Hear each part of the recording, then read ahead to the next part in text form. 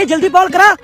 अरे ये खुद को 30 मार का समझ रहा है, इसे लगता है ये तुमसे आखिरी बॉल मिस करवा के मैच को हमारी जेब से निकाल लेगा। आगे बढ़ के हिट मार और बॉल को ग्राउंड से बाहर फेंक, इसे इसकी औकात दिखा दे। अरे इसने 5 बॉलों पे 20 रन खा लिए हैं, अब आखिरी बॉल पे 1 स्कोर रहता है। इसे क्या लगता है ये मुझसे मिस करवा लेगा?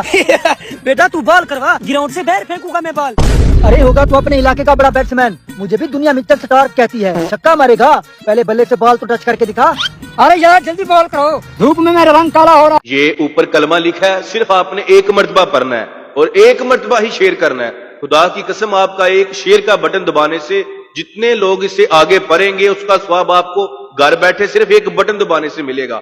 आपने शेयर भी लाजमी करना है और कमेंट में वो दिल शील फूल शूल सारे भेजने हैं कलमे के लिए, मुझे नहीं। यार ये बॉलर कुछ ज्यादा ही बोल रहा है, इसे सब समझाना होगा।